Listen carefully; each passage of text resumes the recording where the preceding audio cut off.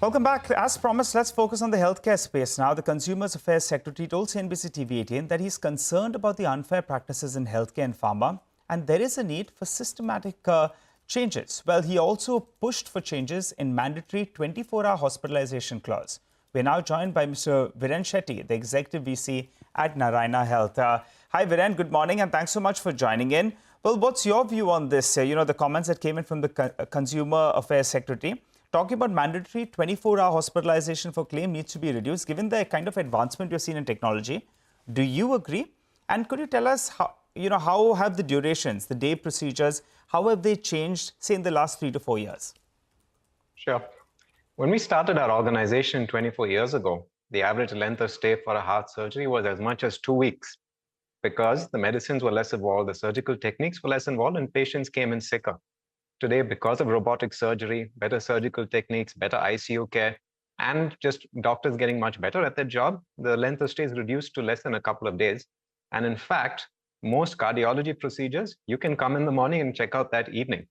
And so absolutely, I would agree that the whole insurance system needs to recognize that daycare is going to be a major part of what is otherwise considered as inpatient surgical care.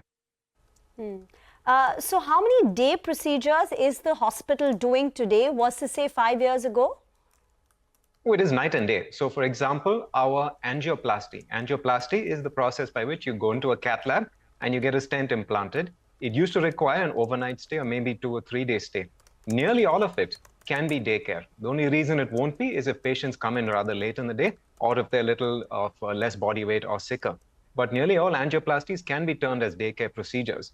And for certain orthopedic implants, for hip and knee surgeries, especially if they're done with robots, that also can be a daycare procedure. You can get your procedure done in the morning and walk home by that evening. The only reason it hasn't happened so far yet is because the patients are a little discomfort with walking home the very same day. So is it possible to put a percentage to it? Say out of 100 surgeries, what percentage today are done via day procedures? And going ahead with the advancements in technology, what percentage can be done, in just less than 24 hours?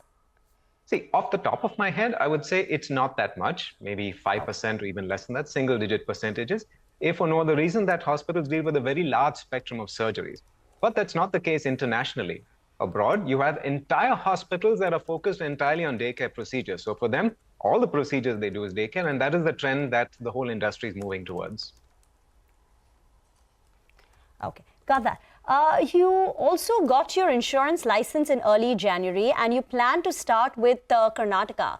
How has that taken off? Walk us through your plans for this year. Sure. We are planning to start with a small launch in Mysore sometime next month. The plan for, in May, sorry. The plan for us is to run a very targeted, narrow network plan, which will cover a very large spectrum of care, and for it to be targeted towards people that are older, that are sicker, that have more intensive healthcare needs, but more importantly, work in an integrated fashion, which is an insurance that doesn't just look at your surgeries and how to take care of that, but to take care of you with your medical care, with talking to doctors online, with a lot of daycare and robotic surgeries and things that the industry is evolving towards. So as a healthcare provider, when we think of insurance, we think health services first, not about selling you a plan. Viren, hi, good morning. Good to have you on the show. Just, I want to get your update on where we stand with respect to this really critical issue with respect to perhaps having some sort of a structure to the pricing and rates that hospitals charge across the country, right? The issue that was brought up in the Supreme Court, and now I think the government is, is looking at industry consultations, perhaps as a committee, etc., to come up with the policy. Where exactly are we on this? And at an industry association level, what are the discussions like? Because obviously, if it comes in that current form, it could be very disruptive. So just want to understand what the back channels are saying now. Not aware of the back channels and what they're saying.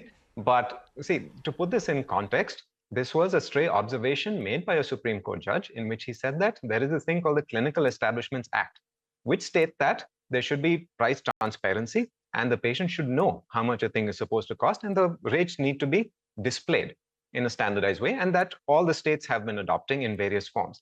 But it's not been implemented well enough.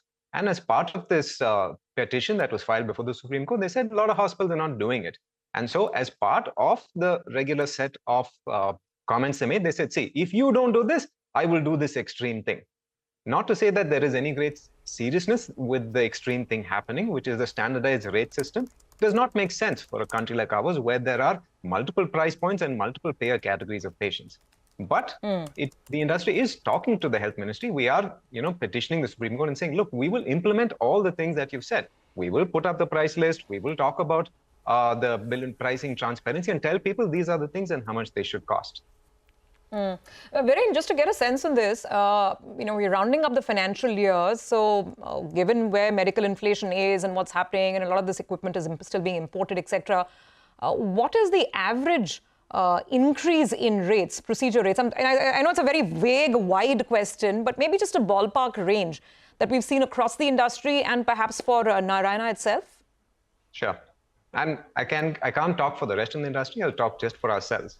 We have seen on the materials, on the medicine, all the things that we import, double-digit price increase. So starting from 15% to as much as 50% for certain molecules that come from developed countries, because now a lot of things aren't able to come out of China anymore.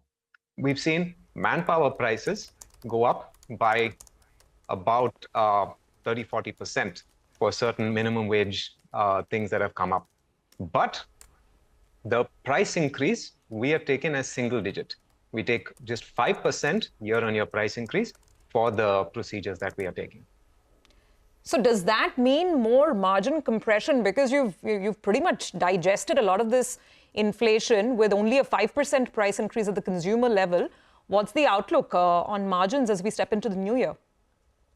See, it's early in the year and our numbers aren't out yet. We won't give margin guidance, but we would say that our principle has always been that the price that the patient has to bear would not be completely reflected in the price that we have to bear. There is a lot more that a hospital can do just outside of absorbing cost. There are efficiencies.